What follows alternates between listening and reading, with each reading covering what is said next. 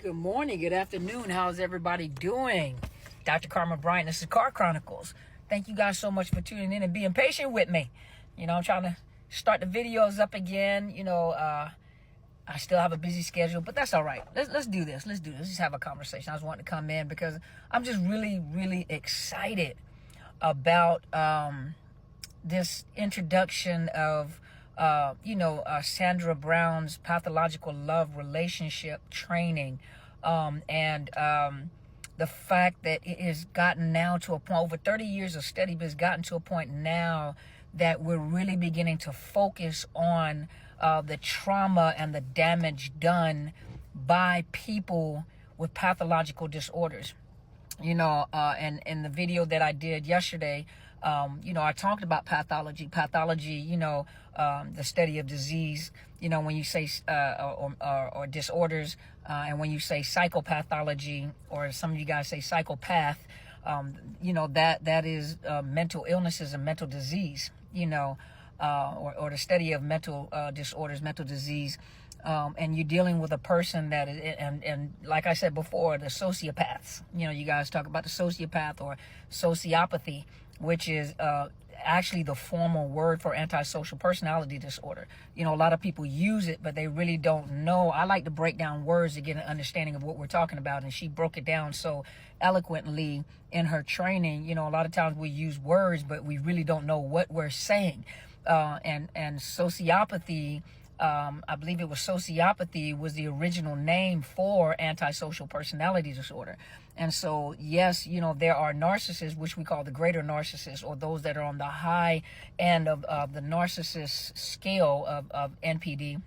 Those are the ones that also have antisocial personality disorder. Those are the ones that are the most dangerous of all the narcissists. Those are the ones that can unalive folks and have no conscience, have no regret, have no remorse, lack accountability, which most of them do anyway. But, these are the ones that it's almost like they have no conscience. And, when you're talking about the pathological, I want to say symptomology, but, a person that has this pathology, has pathology, those that are narcissists in general, those or antisocial personality, the pathology, how now the study is how does it affect people and how people are diagnosed with general anxiety disorders or adjustment disorders or major depressive disorder. There were so many people, thank God this type of training is out there now, because even in the past, before I really understood the impact of those that have narcissistic personality disorder or, antisocial personality disorder, whatever, but specifically narcissists, because that's what I work with. But the impact on individuals, a lot of times people have come in there that have been diagnosed with bipolar disorder or borderline personality disorder. Some of them do have borderline personality disorder, because if you look at a person with borderline personality disorder, you'll find also that a lot of these individuals have been traumatized themselves. Not everybody gets narcissistic personality disorder, but a lot of the ones that do have borderline personality disorder also have been traumatized. A lot of them have been diagnosed with bipolar disorder or high levels of anxiety, or now the adult ADHD. How many of those individuals have been misdiagnosed and they actually have trauma disorders? And, now as trauma professionals, we're learning how to implement, and Sandra Brown is teaching us how to implement specific type of assessments or intake forms in order to get more history of, of what has happened to them in their, the history of what has happened to them trauma-wise in their life. For those of you that know, complex PTSD derives from childhood trauma. And then you have other trauma now that has impacted your life. So that's complex post-traumatic stress disorder. And post-traumatic stress disorder, usually an event that has happened that the person is reliving and still having symptomology from. That imagine those that have complex personality disorder. A lot of them present, and it looks like they have ADHD. They have issues in life themselves, and they have been impacted by a person that has so deeply traumatized them and have been misdiagnosed. And a lot of these people are very unstable and stable in their thought. They have problems with rules. they have problems with people in leadership positions, or they have problems with, organizational rules, or, even at any slight, they are triggered, automatically assuming that they're going through what they have gone through before. And so they look very unstable in their jobs. They look unstable in their families. How many of them reattach to narcissists again, or traumatic, pathological love relationships again? They just keep repeating it. And a lot of them are stuck in cognitive dissonance.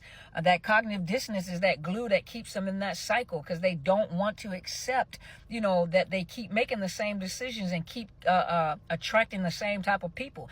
And when you have people that are there to help them, they tend to attack the help.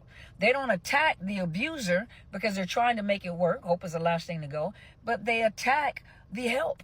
So a lot of you that are in the mental health field, clinical social work field, that deal with the mental health disorders, and then coaches that are trying to help, process them through their path of recovery and networking, you have to be prepared. It's unfortunate that, that we work in these fields. We love to work and do the work, but can you imagine how many therapists, coaches, domestic violence advocates, can you imagine the vicarious trauma or the secondary trauma that a lot of these people experience by trying to help people that have been abused, misused, assaulted, or have gone through trauma? People that want to do trauma work, a lot of people are excited about doing trauma work. A lot of people are going into trauma work trying to reconcile their own issues. They're trying to vicariously try to, reconcile their own issues or their own problems by doing it through other people. And if you heard my testimony before, when I first started the videos, that's what I used to do in the military. I used to try to help people in hopes that it would help me. So that's the wrong reason to go into it in the first place, to see if it works.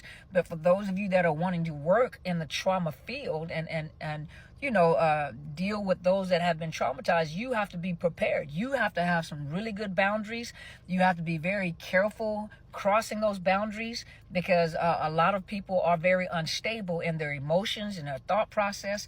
They have been exposed to or grew up very chaotic, so they become very chaotic. It looks like they're disorganized and they have ADHD. A lot of it, a lot of people have been diagnosed with ADHD, unstable, can't really get their thoughts together. And a lot of that is complex PTSD. But, for the people, and I commend all of you who work with those that are traumatized, clinical social workers, mental health providers, trauma professionals, psychiatrists, psychologists. That is hard work. Hard work when they're attacking you. Hard work when you're doing the best you can to help them and they attack you. They leave your services. They dog you out. They talk about you. This is the type of work that we do. This is the atmosphere that we work in. And so you have to make sure that you have some very strong boundaries. You have to make sure you don't take things personal. You have to make sure that you have someone to talk to. You have a mentor or a destiny helper that you can talk to.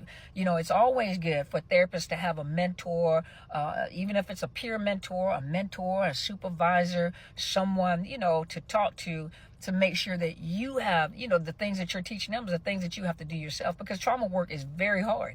Trauma work, you can work with a person for a long period of time and you can see where they can be successful. But if they don't apply themselves, if they don't want to do it, if they're stuck in that cycle of cognitive dissonance, it's like talking to a wall. And I said this the other day when we were in Clubhouse, when a person is stuck in this cycle of cognitive dissonance, it's like talking to a wall. It takes a while to break that cognitive dissonance, but it's a matter of consistency, and it's a matter of dedication, of the client who really wants. Some people don't want help. They want the pain to go away and they want their partner to change, but they don't want the help. So when you start telling them the truth about certain things, they don't want to hear it, and you become the enemy.